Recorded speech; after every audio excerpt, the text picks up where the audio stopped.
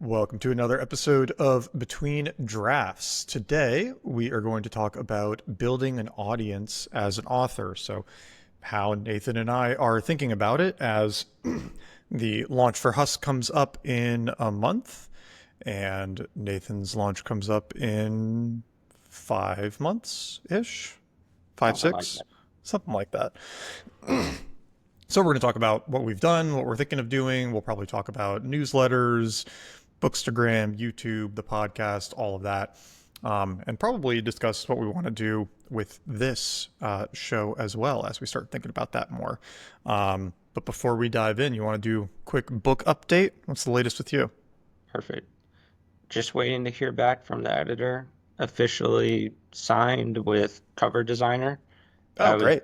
I was afraid that I had been ghosted, but it turns out it was just holidays in the UK. And yeah, so signed with a guy named Stuart Blosh and excited for that. So we'll start working together in June, which is kind of perfect Yeah, it's timing. great. I'll take. He said at max it'll take about a month. I'll do a couple versions, basically a couple sketches of directions to go, and then pick a direction, and we'll go that way. Very cool. Um, have you locked in a name then? Yep, pendulum swings. Going with Pendulum Swings. Cool. All right. So that, then there's basically a few styles of cover that I like, but I'm leaning towards more very simple, straightforward iconography. Okay. Um, Is make that like it. Red Rising or? Let me find an example since I have a whole bookshelf here. Yeah, I mean, let's see. Golden Sun.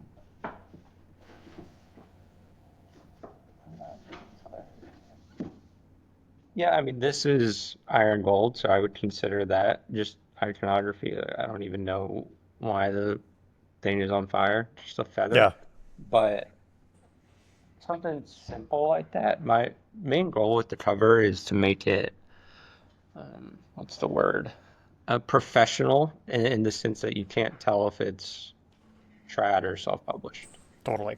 And I think a lot of trad fantasy novels are going with that like simple iconography cover right now. Yeah, I feel like I have seen that more and more too. It's especially it's popular in sci-fi as well. I think about like Blake Crouch's covers. Yeah, They're very iconography they kind of heavier. look like thrillers. Yeah, they got that kind of like thriller vibe to them. Elliot's book that I have right here, Bandwidth, has that vibe to it I too, like that cover. or It's a good cover. I iconographic also style. really like the idea of special editions and leaving the door open for things like that. And Totally. I was thinking a lot about this because I was like, I could wait for one of these really excellent artist illustrators to become available in like December. But those are the ones who do the more.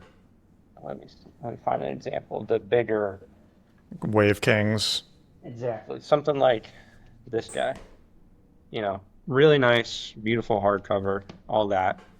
But I don't think that's worth waiting an extra 4 or 5 months for.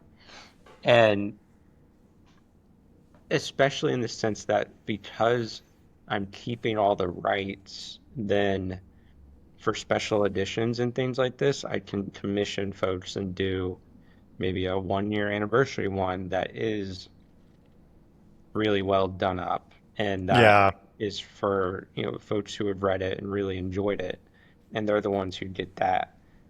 So just kind of leaving the first ones as really good covers, but more straightforward, and then hopefully special editions in the future will be the fancier vibe.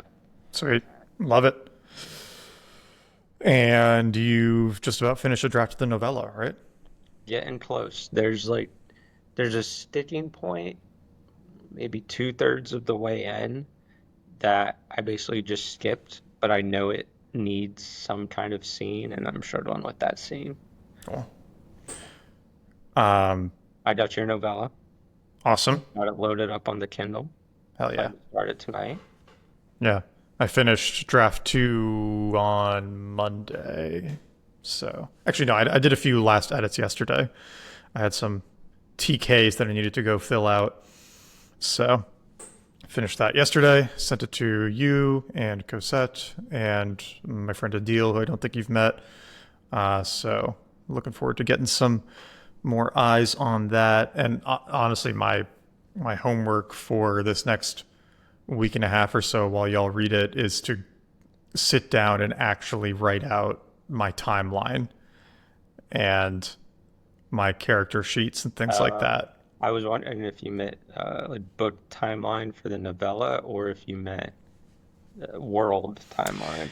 Yeah, not too worried about the book timeline for the novella because basically I'm just going to keep going on it until it's done, which might be end of May, or if I need more time, I'll take a couple weeks into June Hmm. before baby's here to get it done, and then send it off to Scribe. And so it'll be about 4 or 5 months from when I send it to them that it should be ready. Yeah. But so that should be on track for like October, November release, which is exciting. And then I'll keep going on Husk too. Nice. But um, no, I need the universe timeline. I need to know exactly when everything's happening with all the characters and where it's happening, and because I mean, one, it's just becoming a lot to hold in my head, becoming too much to hold in my head, and two, I know you've experienced this as well. Like in big edits, you change things, Yep. and then sometimes in your head it's still the old way, right? And not the new way. And it's like, oh shoot, I actually like that character's dead, or that character's not dead. Or this happened here, not here, and like mixing up cities and things like that. So I really need to There's no way build. the character's here right now. They were 1,500 miles away. Yeah. Exactly. Yeah, I need a single source of truth for this stuff, or otherwise it's going to be too unwieldy. And with the first book, I feel like you don't need that as much because you can just make shit up as you go and include it and be like, oh yeah, that was there the whole time. It was up here, you know. Yeah. But once you have stuff solidified, because you can't really change book one at this point, so you're locked in. Yeah. Right? Yeah. Everything that Nat of January 2025 said is truth. And Yes, I am. I am beholden to those decisions now. yes, So, but yeah, should we talk a little bit about audience building? yeah, let's do it. I have one thought that's been driving kind of everything that I've been thinking about. So I'll start with that, and it's the difference of um, attracting an audience of writers versus attracting an audience of readers. Yeah. And of course, there will be a natural, probably strong overlap between the two, but there's definitely a difference of which is the majority and which is the minority, in my opinion. And I think what I've done on my platforms and newsletter is it mainly an audience of writers. There will be within that a percentage of folks who read, and within that a percentage of folks who read fiction, and within that a percentage of folks who read fantasy or sci-fi. Yeah. So it's a bit of a, what is it, like the Russian nesting dolls idea. Yeah. Yeah. So that's how I'm thinking about it currently. And then the question becomes, well, since that's going well, do I just double down on it across the board over the next 4 or 5 months? Or do I um, reposition a little bit, know that will hurt uh, growth, kind of what happened with your Instagram. That'll hurt growth, that'll hurt engagement, all that stuff. But over time, it might be the right move to reposition slightly if that means selling more books come the Yeah. fall. So where are you thinking right now? Uh, Or you haven't made a I decision kind of, yet? I think I'm just going to do both, just share more and more about what I'm reading. Keep sharing the writing stuff because I'm already thinking about it, so it's not difficult to create. Hmm. especially on the newsletter. I've seen, I mentioned the book kind of in a PS at the bottom of the newsletter last week, and I got like a fair number, couple dozen replies. It's great. So I thought that was a good sign. And then using those funnels that currently point towards the storytelling newsletter to also point towards like the book newsletter, if you will. So I almost have 100 people on there, um, and hope to get a couple thousand before the book launches. Nice. That's the goal. We'll see if it happens. Yeah, I'm thinking about this more too because it's like we talked about in previous episodes how my newsletter is just kind of all over the place. You know, it's so many different things. Which is cool in its own way because Yeah, that's kind of rare, I feel like. yeah, that's pretty uncommon. It's certainly not what I would recommend to anybody trying to start one today. It's probably the harder way to go about it, but it's I very mean, fun. I feel like I'm among the last of a dying breed of like internet writers where you could kind of like talk about whatever you wanted for a while. And it's really changed now where like 10 years ago, it wasn't weird for Tim Ferriss to write about getting in shape and building a business and, you know, these other like all these different topics. But if Andrew Huberman did like, you know, started doing a bunch of podcasts on building a business, you'd kind of be like, what are you doing? Like, this isn't your thing. And I feel like as internet attention has gotten scarcer and more spread out, you know, it's like so many people have newsletters now. So many people are influencers, right? There's just so many more people to pick from. It's even more important now than it was before to like have a niche. And people do still follow people because they're interesting, but also if you're going to, yeah, build a newsletter or something, it does kind of have a focus. And so I've been thinking about this a lot more too, and I think I might just start reorienting everything around what I'm reading and book progress. Yeah. Two, like Like, those being your two very specific pillars. yeah, Would which you do is so? scary, but This is something that I've been thinking about. Would you do that on all platforms, or would, because to me, Twitter is a great place to just be like, shoot the shit with everybody. yeah, I think Twitter's the one that I would leave as is, Yeah. and I probably wouldn't monkey with too much. But for Instagram and for my newsletter and for YouTube, and maybe for what we're doing here, I would orient it more around like things that I'm reading, Yeah.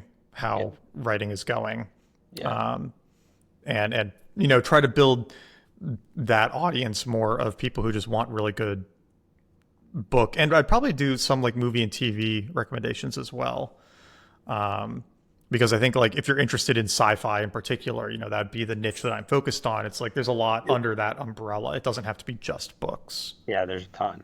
More Yeah, and more for sci-fi. I feel like it's becoming very popular for totally. not just movies, but shows. Yeah, yeah. And Now, so I so kind of like the idea of building that audience. that leads me to a question, and we haven't talked about this for anybody, so we're like live. Yeah, we're hashing this out Where, where do we take live. this podcast, which I think is valuable for folks? But that to me leads to the question of, okay, and I completely agree with you on those kind of content pillars, if you will. Um, so with the podcast, does that mean we do like book reviews, what we're reading currently, as well as the like behind the scenes, this is how we're trying to make money as authors, this is what we're spending on editors, cover designers, et cetera, et cetera.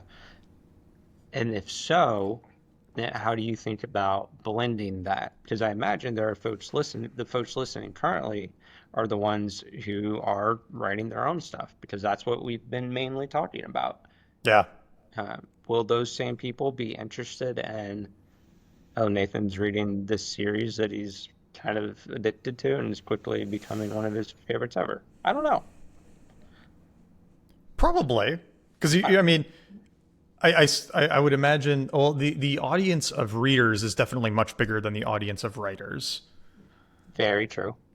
Um, I and do think the audience of people who are readers and want to be writers is pretty significant. And I think that's different than people who are actively writing. And I think yes, both sets of those people will consume this podcast.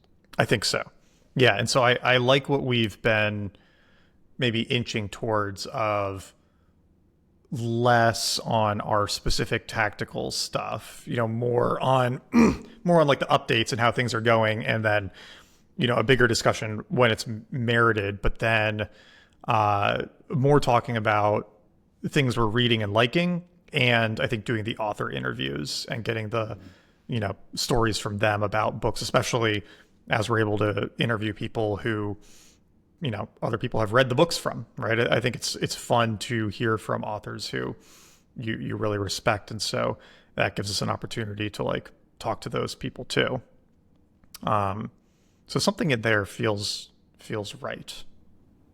I agree. And this is another thing about like audience stuff that I think people mess up. You don't have to have the perfect strategy to get started. I Yeah, actually think that there's no such thing because you're gonna start and then be like, oh shit, like that was probably dumb, and then shift, and you're gonna yeah, keep totally. iterating over and over again.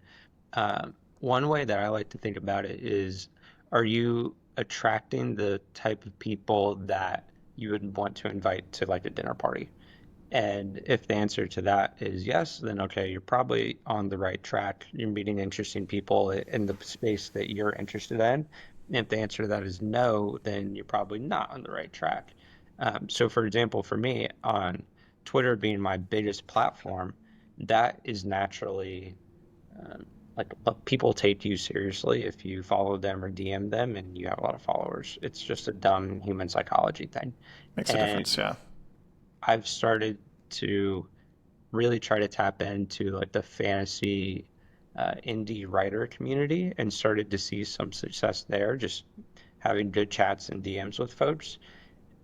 And they're really interesting people who are writing cool stuff. So that's been like a very positive sign for me yeah. on Twitter specifically. Have you tried doing it on Instagram at all? I guess it's harder because you don't have the audience there. So I haven't taken Instagram seriously at all. I need to. I'm probably just, whenever I want to start doing something or get good at something, I pretty much just like pay a lot of money to force myself to take it seriously, if that makes yeah, sense. So there's a good cohort who a few of my friends run for Instagram, and I know they do a great job. It's called Cut 30. So I'm okay. gonna do that in May. Do you know Oren and Alex and the I don't know. they're good guys. They're not in book space at all. They're marketing and brand. They're very, very legit and good at what they do. Cool. Yeah, I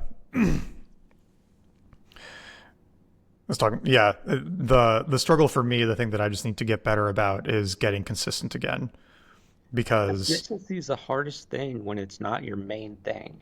yeah, yeah, but definitely really important. I mean, I when I started the Instagram and TikTok 2 years ago, I was doing 2 videos a day every day. Too. Wow. Yeah, for like 6 months.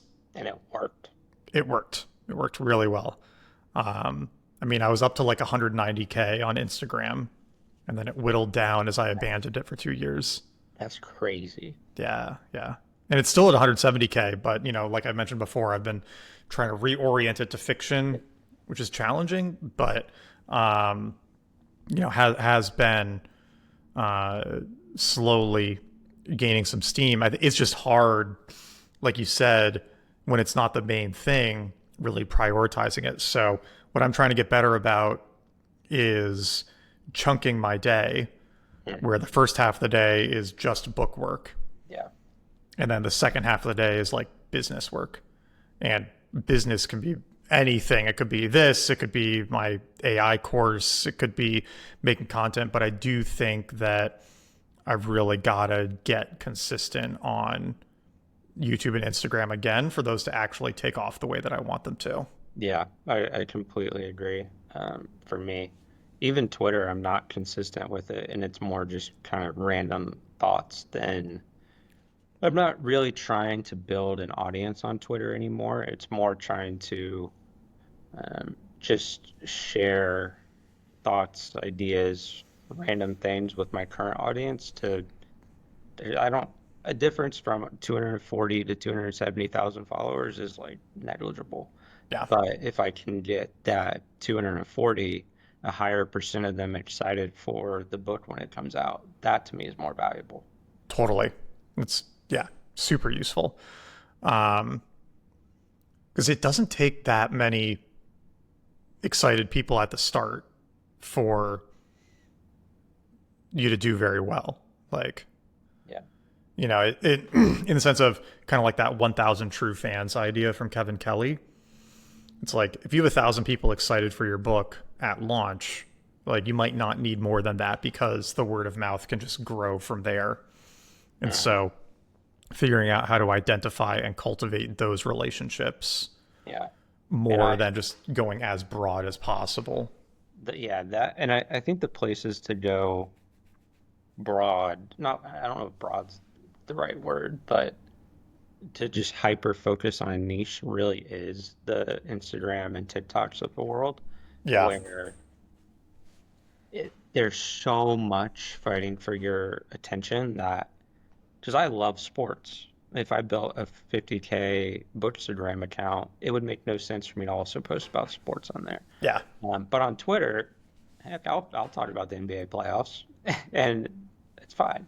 totally. But Instagram doesn't really work that way. Yeah, yeah. So do you think this Cut 30 is like a short form video course, right?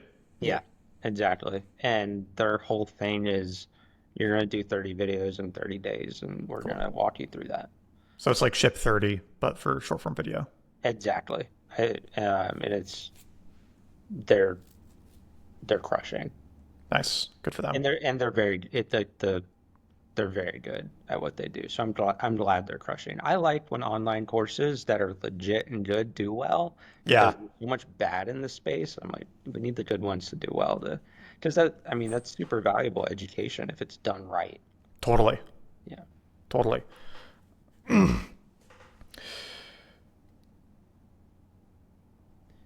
I'm trying to, there's other, I think in terms of building an audience, I would probably say I am not actually looking at what established authors are doing on these platforms because take somebody like, um, Stephen King, who can just post about politics all day and Hmm. people are going to read his books. That's never going to work for somebody else. No, you can't start that way. Exactly. You Yeah. can't look at the super established people, even like Pierce Brown on Instagram. You can't do what he does and expect to build an audience that'll buy your Yeah. books because his audience is from the writing of the books. If you've written the books and they've done really well, then you can look at these people. I actually wouldn't look at Stephen King as like the worst audience thing of all time. Uh, Totally. Stephen but King is like an anti-example. That's like kind of what you want to not do. exactly. Yeah. And then what becomes interesting is, okay, who are the people who have done really well in the last 2, 3 years, pretty recent on these platforms that have led to their books being sold? Those are the Yeah. people that you want to emulate. I actually have a good example for that. There's a guy on Instagram, TikTok. He has a podcast too. It's called Book Reviews Kill. Mm. The Angie guy. Yeah, yeah. Evan Lakem, I think is his last name. And he's just had like, I mean, he did what I should have been doing. He's just stayed very consistent for the last 3, 4 years on Book Talk and Bookstagram. And he does a good mix of like kind of viral coded videos, like my top five, whatever, and Yeah. also just like things he's enjoying and, stuff he's watching and reading and whatnot. And he got a 3 book deal from Tor Let's go. Good for for him. his series. So I think the first one comes out like I this saw week. his announcement for it, and it Yeah. seems like his audience has been super receptive to it. Super receptive. Yep. I hope Oh, so. it's already out. Okay. Oh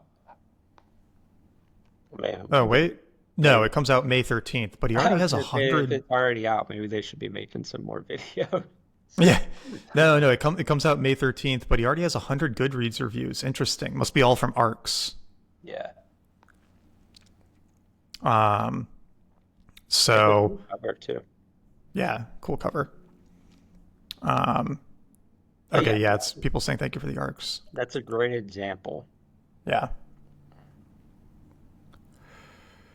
Um, And he's got almost 1,000 people on the want to read thing on Goodreads. yeah, which is Barely very cool. 10,000. Wait, how many?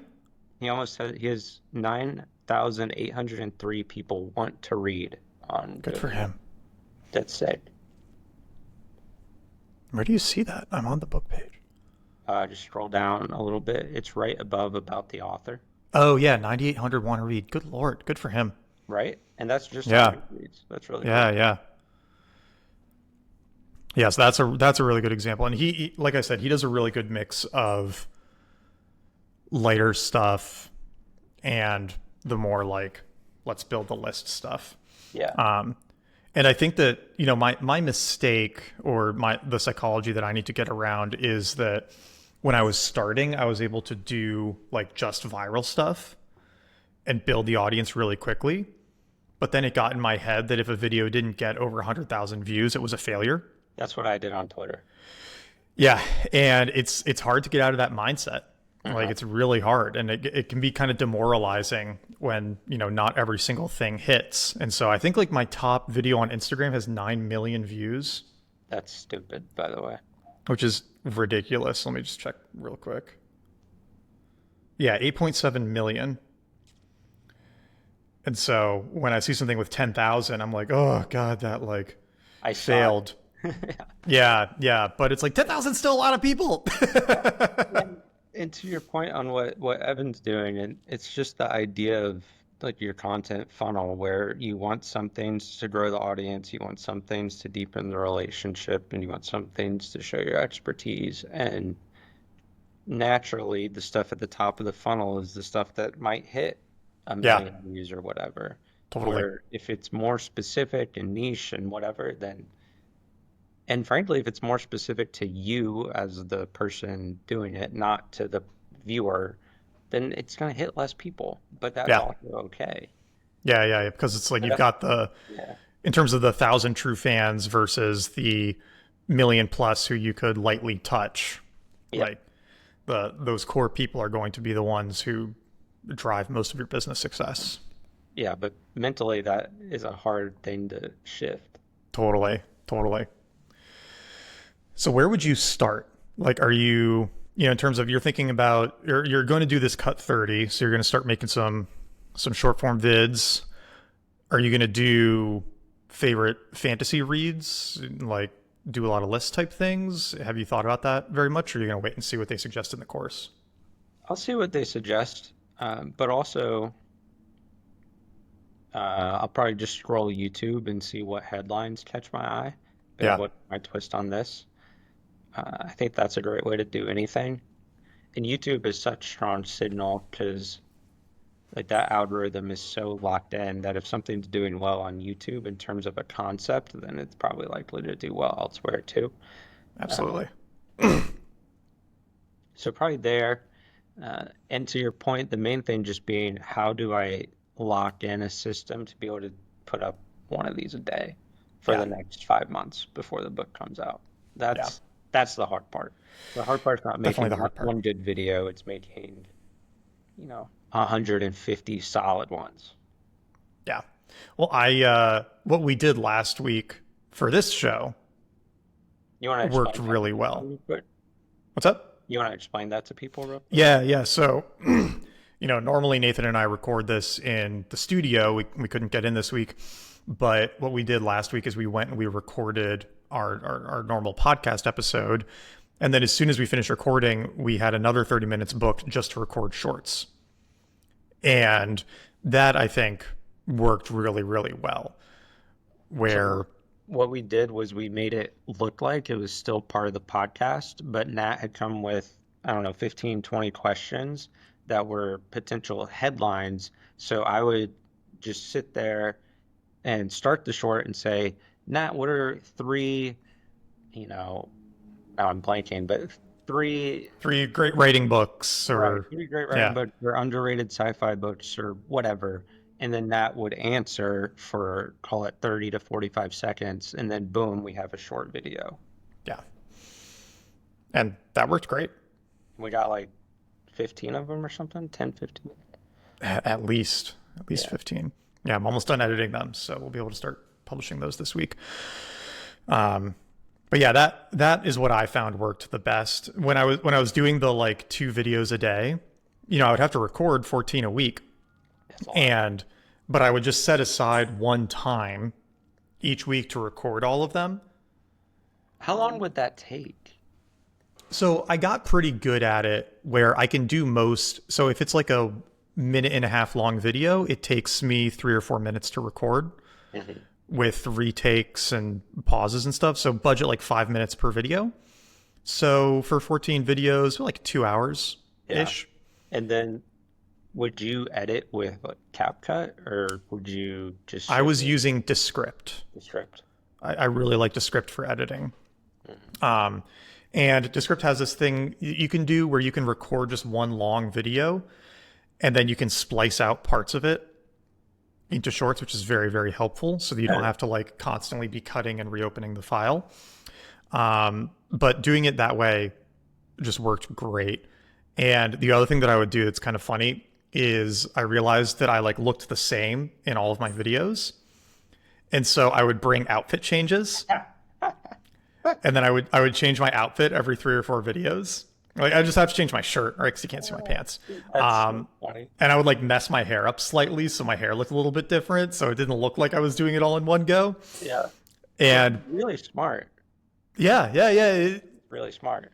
Because I don't know. It's like in some sense, it cheapens the video a little bit if it looks like you just recorded all of them in one go. And like I get that because I feel it when I see it too. But also, there's just no way to have that kind of consistency if you aren't batching. Yeah. And so to make it look less batched, I would do that. And it worked pretty well, honestly. That's a great idea. Yeah. I think the other barrier I've got to get over too is like I have this nice studio and I really like recording in here, but it's okay to do casual ones too. It may be even beneficial. Maybe, yeah, exactly. It might be better to do some casual ones as well, so you don't look like you're just overly produced, this like professional, so to speak. The one of the big things for me is like getting over the sense of being cringe. Mm-hmm. It's kind of hard. Like, Yeah, do I it is want hard. to do a top 10 fantasy book list? No. Is it cringe? Yes. Would it be effective? Probably. Absolutely. Yeah. I have a bunch of videos like that I'm waiting to do until Husk is out. Will you do them like a week or two in advance, or will you do them kind of post launch? I'll probably do them during and post launch, and just be pretty shameless about it, right? Like here are my like 10 sci-fi recommendations, and include Husk in the list because it's like, hey, I got to sell books too, Yeah. um, Absolutely. and I want it to be available before I release those videos in case the videos do well. Yep. That makes a lot of sense. What Yeah. hmm. are you are you thinking about uh let's see. Like can I this is probably more bottom of funnel audience building, but could I leave a review for it if I wanted to on like Amazon and Goodreads right now since I've You read it? can't do Amazon, but you can do Goodreads. And how do you is that just a thing for pre-orders? Yeah, Goodreads allows you to leave a review as soon as the book is listed there, which Interesting. happens as soon as it's available for pre-order. Okay, I'm gonna put that on my to-do list for today to leave Husker review on Goodreads. Thanks, dude. But so when I was looking at the book writer killed guy Evan, Hmm. um, like he had a ton of reviews, and that I would imagine is from pretty much what you're doing, sending out books a little early. Yeah. And but that's really valuable. And how like are you thinking about trying to do that for Husk? Yep. Or yeah. Yeah, so I'm starting to send out early copies now, and I'm just going to start asking people to review it once they have it. The thing that I'm going to do that's different, so it's I assume Evan is asking these people or Tor is asking them I bet, to, yeah, I bet Tor has a team for this.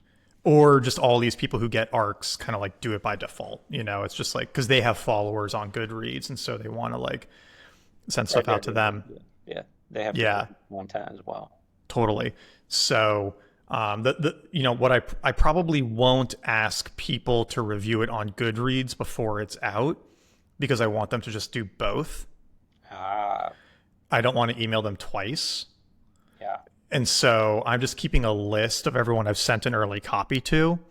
And then basically on launch day, I'll send them a note and just be like, hey, this is out. Really hope you enjoyed the early copy. If you don't mind leaving a review here and here, that would, really make a big difference to the book's success.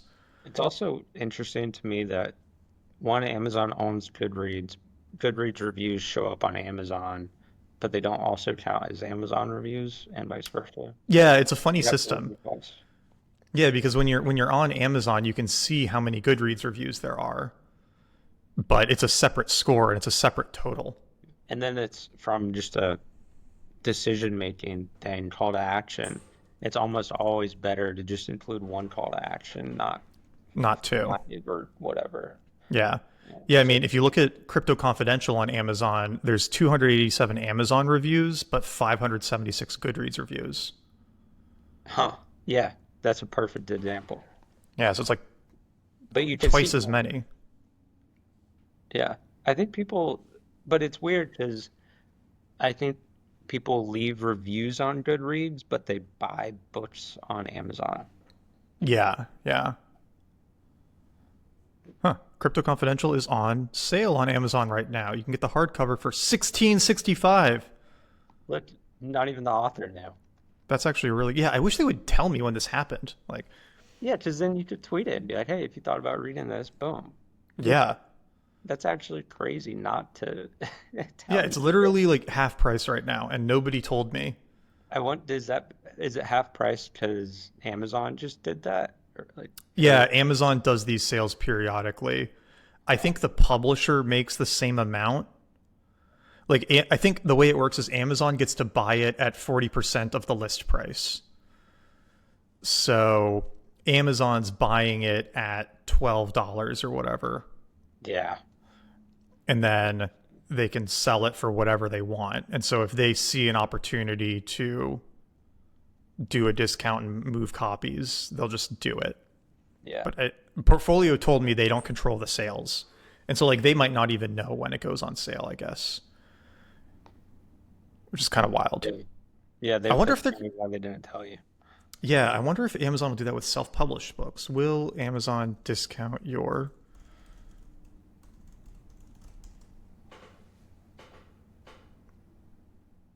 yeah.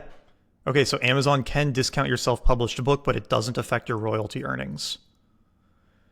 Your royalties will still be based on the original price you set. That's interesting. Such a bizarre model. Yeah, I guess if Amazon wants to eat the cost, who am I to not my question? problem. But hopefully they send you a little notification, be like, hey, by the way.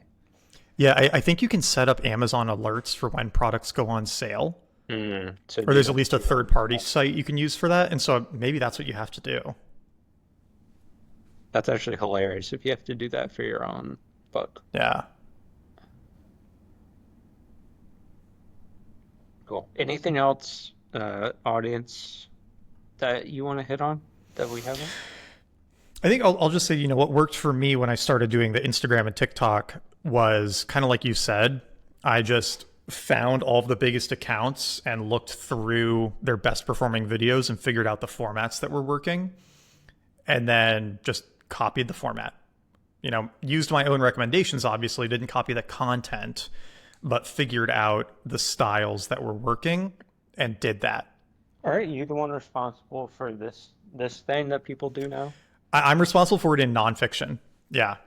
So, which is actually really funny. You look at like Ali Abdaal and Ryan Holiday, and a lot of these, and like they all do that now Yeah. to like talk about books on their Instagram, and I made it a thing in nonfiction, which, I'm sorry. I'm getting you to blame for this. Yeah. Yeah. I didn't come up with it though. There's a guy, William Dozer, who was doing it for fiction and like classics and stuff. And I was like, oh, that's a really good strategy. But nobody was doing it in nonfiction. And so I was like, well, I'll just copy that strategy in a new market and see how it goes. And, it did insanely well. Yeah. So that's I find like always one of the best marketing hacks is like find a technique that's working really, really, really well in an adjacent market and then bring it to yours. And yeah, Yeah, and people tend to just look within their own market for what works. yeah, You can, should yeah. look beyond it. Yeah. Yeah. So if you're hypothetically talking to somebody who's never really posted on Instagram, but they want to sell a book in 5, 6 months, what do you tell them? Just Yeah. hypothetically. Hypothetically, yeah. I mean, say take the niche, right? Fantasy recommendations, figure out your spot in it. I think yours would probably be like dark and serious fantasy. You're not doing romantasy. Yeah. And so don't even necessarily try to compete on that. And then see what people are doing really well and what you can do that's close but different. And the last thing that I'll throw in is all of the algorithms are like context or content based. And so basically like it's making a transcript of your video on the back end to identify the content of the video and then recommending it based on how that content lines up with what other people are watching. Yep. And so you have to include things that are going to catch on from other people's interests. So like I had a lot of success doing videos where I said, if you liked Atomic Habits, you'll also like this book. And the reason I think that worked was that so many people engaged with Atomic Habits videos that it got in their feeds. Yeah. Yeah. Whereas if I had just talked about the other book that people hadn't heard of, it wouldn't have gotten into their feed because there'd be nothing like to send them over. And so having something to hook into the algo that's already popular to then reference your thing works very well. And this is kind of like what you see with like dance videos or memes or things where it's like, here's something that's familiar and then here's my addition to it. You can do that, I think, really well with how these recommendation algorithms work by referencing popular stuff and then including the less popular stuff. And the less popular, surprising things are what people follow you for. Because that's your like unique take on it, but you have to get in front of them with what they already know. And then, okay, so that's the Instagram audience. How would you think about funneling an Instagram audience to, say, a newsletter about this person's upcoming books? Would you do like a lead magnet, like Dude, 5 fantasy books? Like, what would you do? I probably wouldn't. Yeah. Like I would just want to get them subscribed on Instagram because it's like converting Instagram followers to a newsletter is just a miserable process. Can they not read? Is that the problem? I think that's part of it. They're just not interested in being an email subscriber, right? Yeah. And so my whole focus would be just get them from Instagram to Amazon. Like, you don't need to subscribe to my newsletter. It's there if you want to, but I want you to go buy the book or go pre-order the book or just follow me on Instagram for now so that my stuff keeps popping up in your feed. Yeah. Huh. I'll have to test that because I'm a big email believer. I know, I am too, but it just kind of feels like if you hammer that too hard, it turns people off. Yeah. It's like they're there for the email. They're there for the book recommendations. They're not there to get on your newsletter. And if they can already get the book recommendations from you on Instagram, there's no reason they would subscribe to your newsletter. This is true, but I've not seen that play out on Twitter, for example.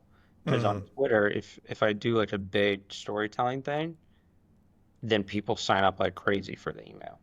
Yeah. Well, I think that's different because it's like a more educational content, Yeah. It You're is. promising to teach them storytelling. They see your thing. They want to learn more about storytelling. So they go subscribe to get more storytelling education. If you're building an audience around your book recommendations, they don't necessarily need to go to your site to get more of them. And they probably rather see them in video format than Yeah. written format. Yeah. That's my hunch anyway. It's worth testing. It's worth testing for You're sure. probably right. But if the other side is true, then that's an untapped thing. Because Yeah, nobody absolutely. really does it to your. And there are people who have done it well. You know, Miss Excel is the one that I always think of, who's doing like a couple million a year in Excel training Yeah. off of TikToks and Instagram videos. Yeah, that's awesome. So it can be done. The former consultant in me is like, wow. Yeah. Yeah. All right. Should we wrap? Let's wrap. Okay. I'm actually going to start reaching out to some authors so we can get those lined up. And then, I need to make some thumbnails. Speaking of audience oh, building, yeah. for YouTube, it seems like thumbnail and title are like 80% of the battle. Yeah, So dude, go crazy. figure that out. It's been slow and steady growth, but I think as we figure out exactly what are the most interesting topics, do some more of these interviews, all of that, it's just going to keep growing. Also, once we're like best-selling authors, that's going to help a lot too. Yeah, that should help. Yeah. Alrighty, well, subscribe, leave a review if you haven't. Reviews are super helpful. Send the show to a friend who might enjoy it. Yeah, speaking of audience building, best way to do it for podcasts is just leave a little review. Hopefully, Leave a review. It makes a big and difference. that helps us. It Thank does. And we'll see you next time. Thanks, everyone.